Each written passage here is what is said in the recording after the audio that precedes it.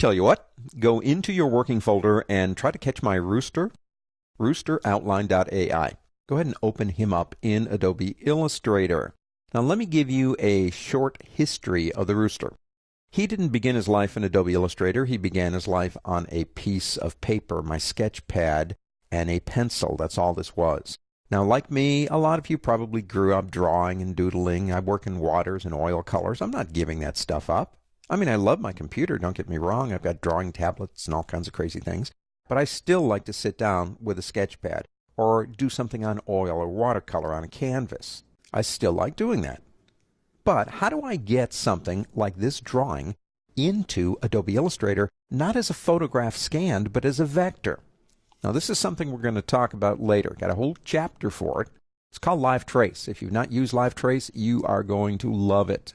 It allows you to scan, raster scan, well, like this rooster, and convert into an object with the click of a button. Something this simple is very easy. That's how we got here. He is a vector object, as you can see. But what we want to do in this particular lesson is just do some basic, simple fills. We want to fill with colors. Right now, he's empty. No fills. And if I turn off the background, which is a locked layer, you can see right through them. The problem with dealing with filling areas, and this is just my technique, but the problem is you've got to select actually by clicking on the actual stroke. You can't click in here. There's nothing there to click on. And I hate it when that happens.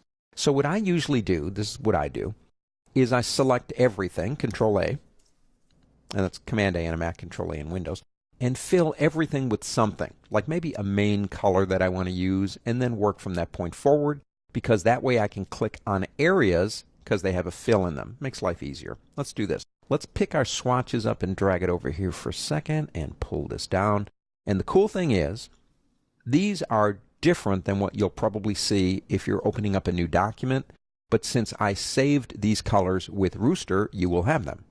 And I'm going to just pick something like this, and let's fill all of those areas in. Now that makes it easier to select an area. All I got to do is click right up here. So that gives us our start. The next thing is the toenails down here basically are in a group because they were kind of hard to select. So I thought I'd save some time and put those into a group. We've done groups. Now let's make those a different color, like maybe one of these. All right. Now how about these two areas right here, and let's make those maybe a little bit darker.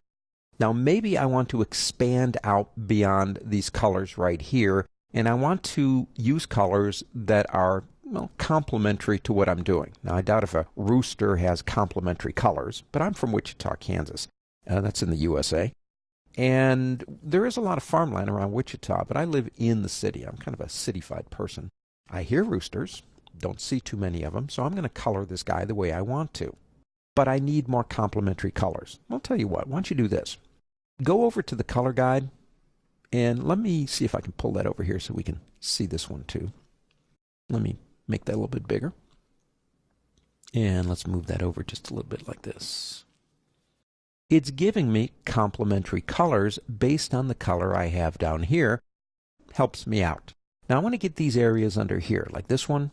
I'm going to hold my Shift key down and click. Now watch something that's important. When you shift click, don't shift click until you see the arrow.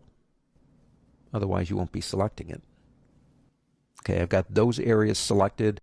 Let's make those one of my complementaries up here. Make them a little bit darker. Something like that. Now, I made a mistake. I wanted to colorize this area up here the same color as this down here, but I forgot which one of these I clicked on up here. And so I'm going to do something else. I'm going to select this area right here.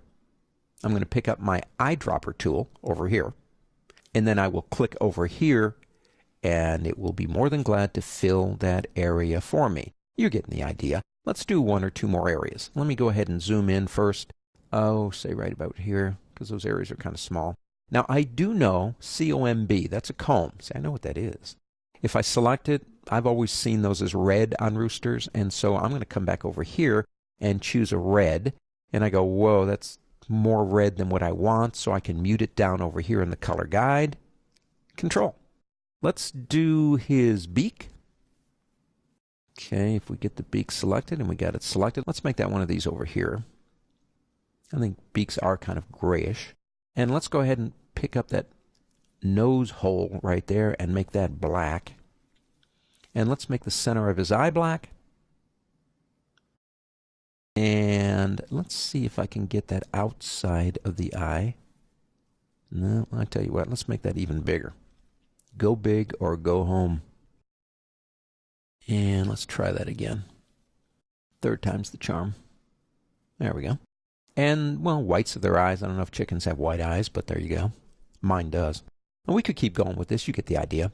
When you're working with filling something in, if when you're trying to fill it in, basically it's not filled in with anything, it becomes difficult to actually get in there and make those selections. But if you have the ability to fill them in, which you do with, say, a generic color, you can then move forward, and it makes it easier to fill those areas in. So, well, there you go. My chicken, actually rooster, of a different color.